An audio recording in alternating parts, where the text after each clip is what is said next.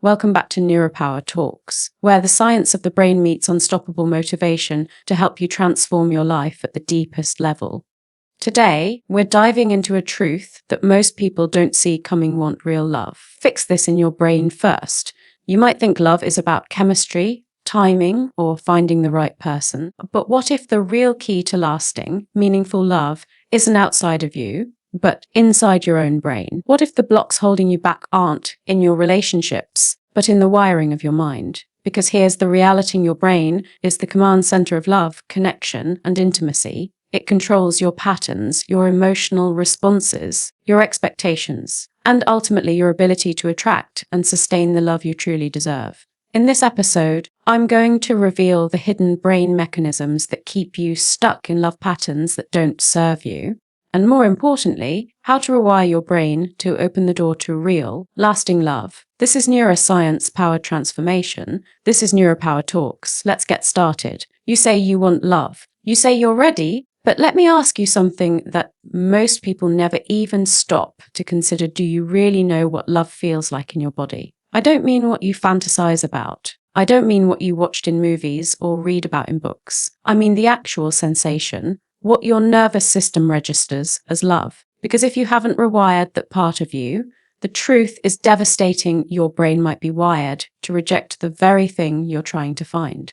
You want love, but your brain might still be stuck craving what's familiar instead of what's healthy. And that, right there, is the trap. Because the brain's deepest survival instinct is not to seek what makes you happy. It's to seek what feels familiar. That's how your neural pathways were built, not based on what was best for you, but based on what you experienced most often. So if love in your childhood came wrapped in anxiety, your brain associated love with tension. If love came in waves of affection followed by withdrawal, your brain called that normal. If love was something you had to earn, your brain decided that love is transactional.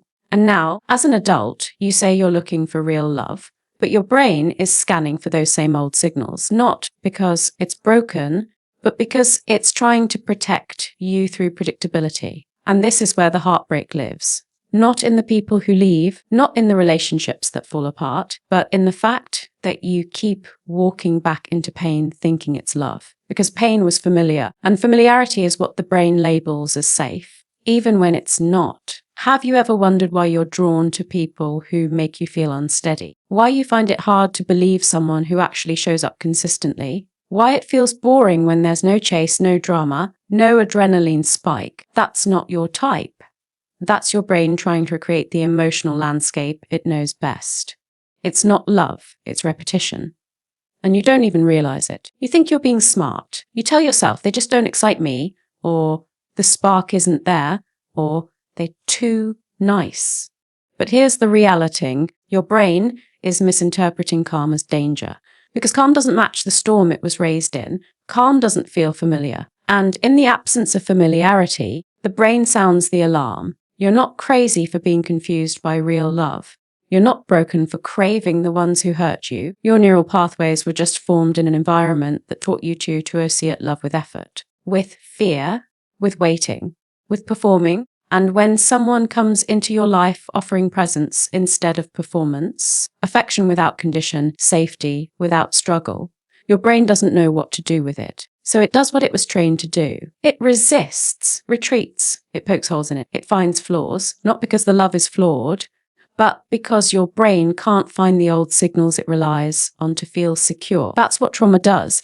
It doesn't just leave wounds, it programs your brain with a map. And that map leads you back again and again to the places you said you'd never go. And every time you go back, it gets harder to trust what's real because the brain is pattern seeking. If it finds something that matches the old emotional rhythm, even if it's painful, it clings to it because that's what it knows. So if you were taught that love means waiting to be chosen, your brain will light up when you meet someone who makes you chase them. Not because they're right for you, but because the chase is familiar. If you were taught that love means proving your worth, you'll feel chemistry with people who make you feel not quite enough. Not because there's something special about them, but because the proving makes you feel alive. But real love isn't about proving anything. Real love doesn't trigger your survival instincts. It calms them. It doesn't make you guess. It reassures you. It doesn't play games. It creates safety. But safety isn't sexy when your brain has been trained to find arousal in anxiety. So no, the problem isn't out there. The problem isn't that you haven't found the right person. The problem is that your brain keeps mistaking chaos for connection. And that's not your fault. That's your programming. That's the effect of a brain that was built in environments where love was unpredictable. But here's the miracle of the human braining: it can change. It can rewire. It can unlearn old pain and build new pathways. It can learn that love doesn't have to feel like walking on eggshells.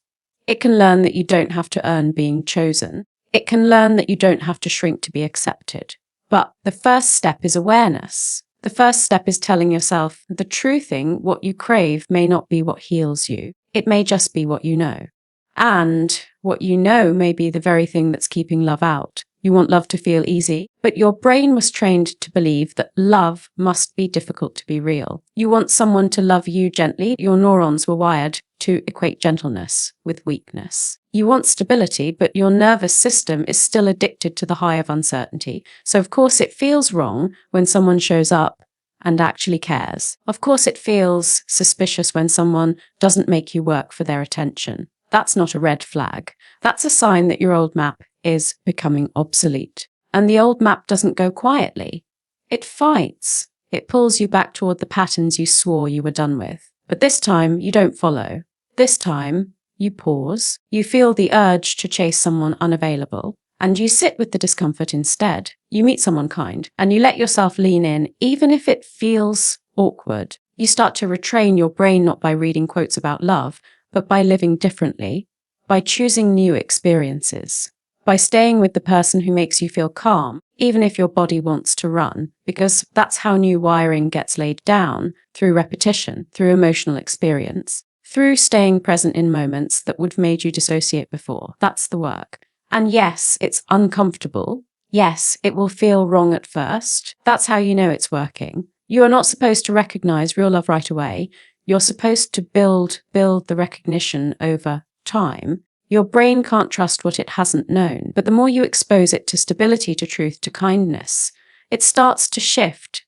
It starts to soften. It starts to believe that maybe love doesn't have to hurt. And then something magical happens. You stop craving what wounds you. You stop running after ghosts. You stop needing to be needed. You start craving peace. You start choosing people who choose you without games. You start recognizing love not by how hard you have to fight for it, but by how much you can rest inside it. And you don't get there by wishing. You get there by doing the daily work of interrupting your patterns, by noticing when your brain wants to default to dysfunction, by giving it new data, new evidence, new experiences that showing this is what love can feel like: safe, solid, consistent, kind. You want real love? Then stop chasing what your brain calls chemistry and start paying attention to what your body calls peace. Stop asking, do they make my heart race? And start asking, do I feel safe to be my full self around them? Because real love won't activate your trauma. It will help you heal it, but only if your brain is ready to receive it.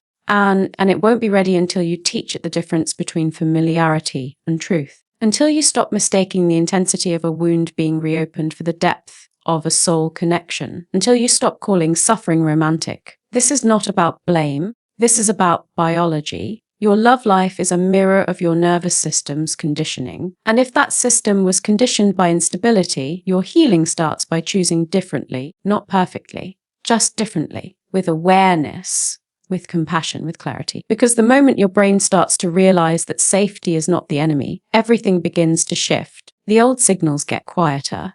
The urge to chase fades. The ability to sit still in love grows stronger. And for the first time, love starts to feel like something you can hold, not something you have to survive. That's the day everything changes. Not when someone else walks in, but when your brain finally lets love stay. Had in me, you might believe you're making clear, conscious choices in love. You think you are fully in control, that your heart and mind collaborate perfectly to decide who deserves your time and affection. But the reality is far more complex. Beneath every choice, Beneath every feeling, beneath every attraction, your nervous system is running the show. And often it's replaying old scripts you're not even aware of. Your nervous system is a record keeper. It archives every experience of connection, abandonment, safety, and threat. It keeps these records not as stories you tell yourself consciously, but as deep-seated, automatic patterns, sometimes called implicit memories that influence your reactions before you even realize it. What does this mean for love? It means that when you think you're choosing someone because they're right or good for you, you might actually be responding to old wounds that still live in your body. It means that your brain is reacting to signals you aren't consciously aware of, signals rooted in survival, fear, and protection. Imagine your nervous system as a security system. When you experience love, it's scanning for signs of danger first, before it allows you to relax and feel safe. Because if your early emotional environment was unstable or hurtful, your nervous system was wired to anticipate harm, even in situations that seem loving on the surface. So what happens? Even the safest, most gentle love can trigger fight, flight, or freeze responses. Have you ever felt anxious or shut down when things started going well with someone? Have you ever pushed someone away just as they were becoming close? That's not random. That's your nervous system reacting to old trauma. It's a protective reflex that says, this feels too good, it might not last. Or worse, it might hurt. It's important to understand that these reactions aren't flaws or personal failings. They are deeply biological responses designed to keep you alive in environments where love wasn't safe.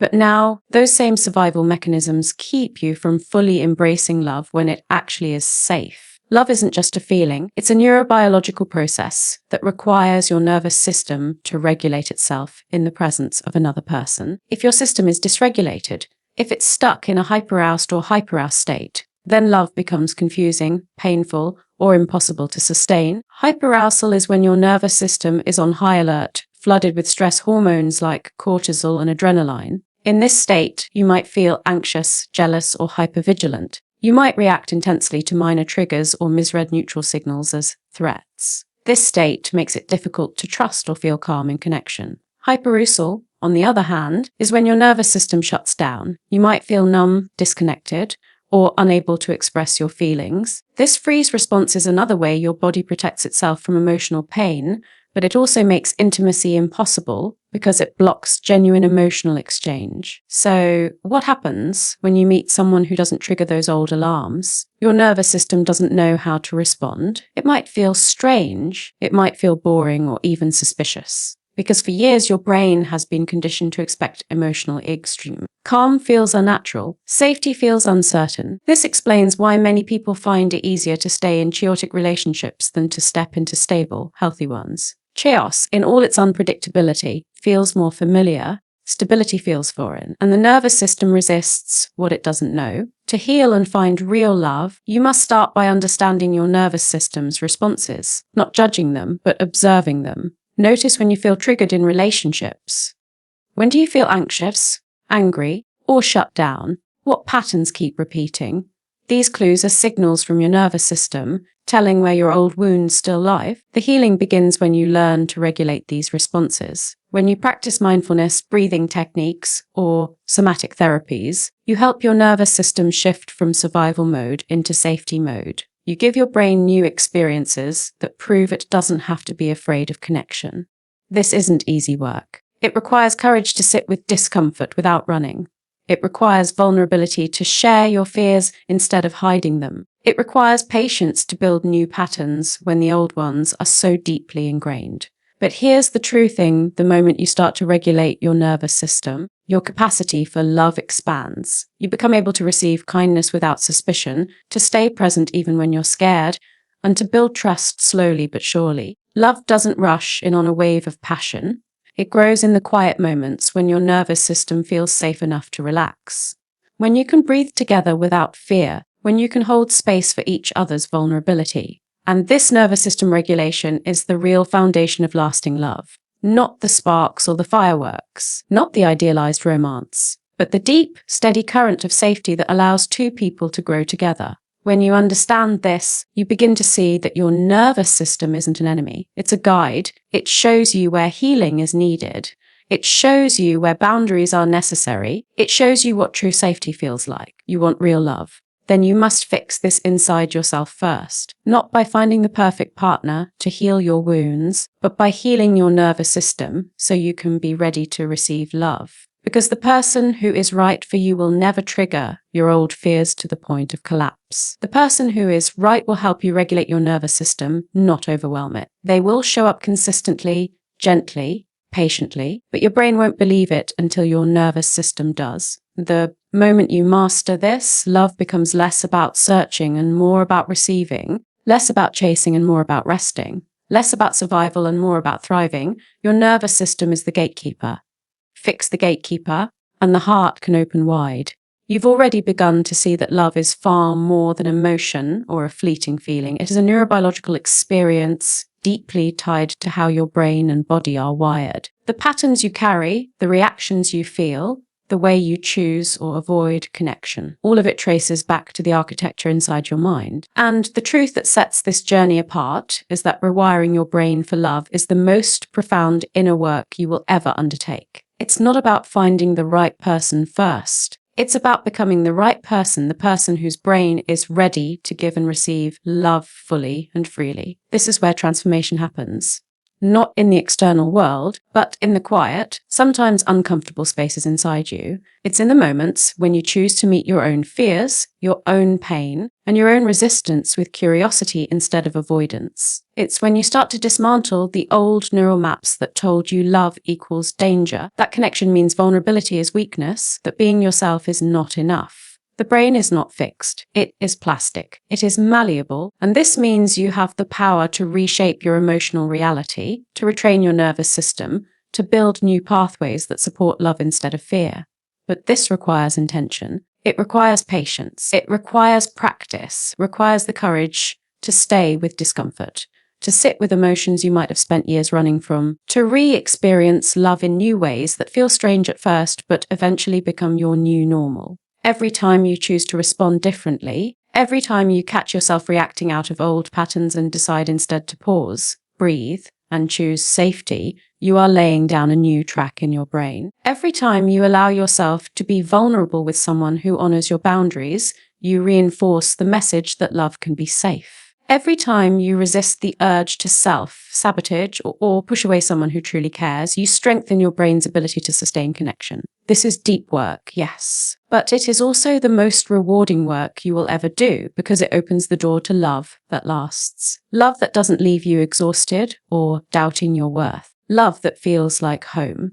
And here's the most important part, you are not alone on this journey. On the NeuroPower Talks channel, we explore these truths every day. How to harness the power of your brain, how to heal from within, how to transform your life by transforming your mind. Because this is not just about love. It's about becoming the fullest, most alive version of yourself.